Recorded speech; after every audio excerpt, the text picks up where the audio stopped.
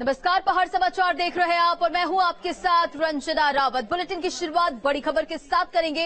विपिन की मौत पर सियासत गरमाती हुई नजर आ रही है और सवालों के घेरे में उत्तराखंड पुलिस।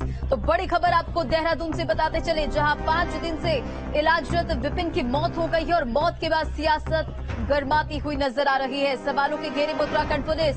कांग्रेस ने सरकार को घेरा है, कानून व्यवस्था को लेकर सवाल खड़े किए हैं। मामले में लखीबाग चौकी इंचार्ज को निलंबित कर दिया गया है। चौकी इंचार्ज की भूमिका पर सवाल उठे थे, जिसके बाद ये कार्रवाई देखने को मिली। निलंबन की कार्रवाई की गई और दबंगों ने युवक के साथ मारपीट की थी। 5 दिन बाद युवक की मौत हो गई है और अब मौत को लेकर सियासत गरमाती जा रही है। कानून व्यवस्था को लेकर सवाल खड़े किए गए। मामले में लखीबाग चौकी इंचार्ज को भी निलंबित कर दिया गया।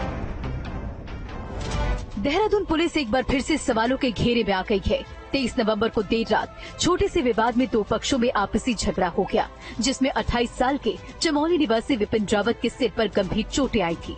ठीक 5 दिन बाद अस्पताल में घायल विपिन रावत की मौत हो गई। इस दौरान पुलिस पर आरोप लगाए गए कि पुलिस मामले की निष्पक्ष जांच नहीं कर रही है। दूसरी ओर इस मामले में लापरवाही बरतने पर चौकी प्रभारी लखीबाग परवीन सैनी को निलंबित कर दिया गया।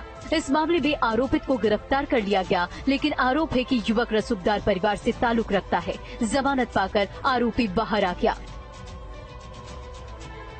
ऐसा कि 25 तारीख को एक घटना घटी थी, जिसमें कि 2 पक्षों में लड़ाई झगड़ा होता है, जिसमें एक विपिन रावत नाम के व्यक्ति को चोट मतलब झगड़े में उसके सिर में चोट लगती है। उस प्रकरण में उसी तारीख को, उसी सायंकाल को मामला पंजीकृत किया गया था और बाद में चोट की नेचर को देखते हुए 307 की वृद्धि उसी दिन कर ली गई थी। अब आज सुबह विपिन की डेथ हो गई है।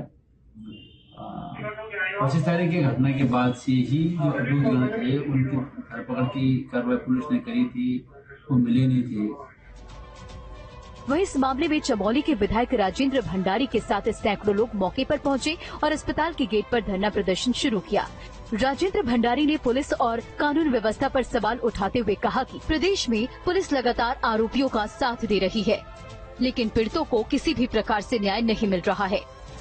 पुलिस ने एफआईआर में 307 का जिक्र नहीं किया। पुलिस अपराधियों से मिली हुई है और जानबूझ करके जो है अपराधी को छोड़ना चाहती थी और अपराधी कोर्ट में गया और बेल ले ली, बेल पे छोड़ गया। जब 307 ही नहीं लगाई तो बेल तो उसकी होनी थी, उसकी 302 लगनी चाहिए।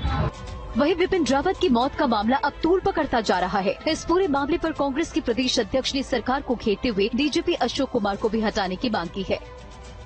पूरे प्रदेश की कानून व्यवस्था चौपट है। हम तो मुख्यमंत्री से आपके माध्यम से हाथ जोड़ के निवेदन कर रहे हैं, कितनी बलि और चाहते हैं आप, कितनी मौतें और चाहते हैं। मैं 1 महीने से मांग कर रहा हूं कि डीजीपी को हटाएं, कानून व्यवस्था ठीक करें। आतंकवादी यूपी की पुलिस पकड़ती है, अंकिता मरती है, सल्ट में जगदीश मरता है, उसके बाद केदार भंडारी मरता है, पिंकी हत्याकांड हो जाता है, उसके बाद अंकिता के साथ जो होता है उसमें सबूत मिटाए जाते हैं, वीआईपी को बचाया जाता है और उसके बाद आज हमारा बेटा विपिन रावत भी मर जाता है।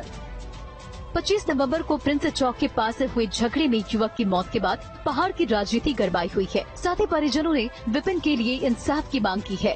देहरादून से सुरेंद्र डसीला के साथ टीम न्यूज स्टेट।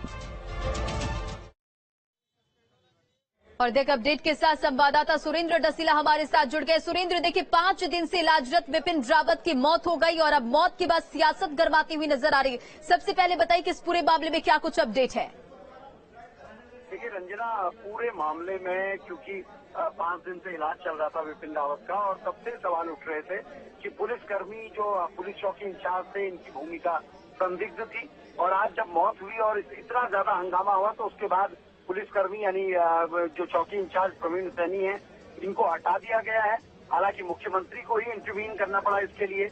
इस मामले में उन्होंने निर्देश दिए थे क्योंकि मामला सीधे तौर पर यह है कि एक रसूखदार पिटाई करता है, बेसबॉल के डंडे से मारता है, पीटता है, तो क्या अपराधियों में खौफ नहीं है पुलिस का? और राजधानी देहरादून में ये घटना होती है, इसलिए इतना बड़ा रुख ले रही है। और दूसरा, क्योंकि राजनीतिक पार्टियां हैं और उनको ये मुद्दा मिलता है, बैठे बिठाए कांग्रेस को एक मुद्दा मिला तो कांग्रेस इसमें आक्रामक रुख अपनाती हुई नजर आई। लेकिन सबसे बड़ी बात यही है कि लॉ एंड ऑर्डर की स्थिति बेहतर हो, ये जरूर प्रशासन को देखना होगा, पुलिस को देखना होगा। वाकई सुरेंद्र, देखिए जिस तरह से चौकी इंचार्ज को निलंबित कर दिया गया, आखिर वजह क्या कि पुलिस का ये ढुलमुल रवैया देखने को मिला, सवाल खड़े हो रहे हैं, आगे क्या कुछ कार्रवाई करेगी और परिजनों का क्या कुछ बयान सामने आया है? देखिए, चौकी इंचार्ज की भूमिका इसलिए संदिग्ध बताई जा रही है क्योंकि जो पीड़ित पक्ष है उसका ये कहना है कि चौकी इंचार्ज लगातार ये प्रेशर कर रहा था कि आप दूसरे पक्ष के साथ कॉम्प्रोमाइज कर लीजिए, क्योंकि क्रॉस एफआईआर की बात चल रही थी और ये कहा जा रहा था कि दूसरे पक्ष ने भी एफआईआर लिखाई है और आप आपस में कॉम्प्रोमाइज कर लीजिए इस मामले में। ये एक प्रेशर डाला जा रहा था। और दूसरी बड़ी बात यह है कि जो धाराओं की बात कही गई है कि 307 पहले दिन नहीं लिखाई गई, मुकदमा लिखाने में बहुत अच्छी खासी मेहनत करनी पड़ी। तो ये सारी चीजें हैं जो बताती हैं कि कहीं ना कहीं तत्कालीन जो चौकी इंचार्ज प्रवीण सैनी थे, इनकी भूमिका संदिग्ध थी और इसीलिए पीड़ित पक्ष जो है वो लगातार उत्पीड़न की बात कर रहा था। ठीक है सुरेंद्र, इन तमाम जानकारियों के लिए बहुत बहुत शुक्रिया। नजर बनाए रखें। तो सवालों के घेरे में उत्तराखंड पुलिस, अब इस पूरे मामले में कार्रवाई देखने को मिल रही है। पूरा मामला क्या है वो भी जानिए।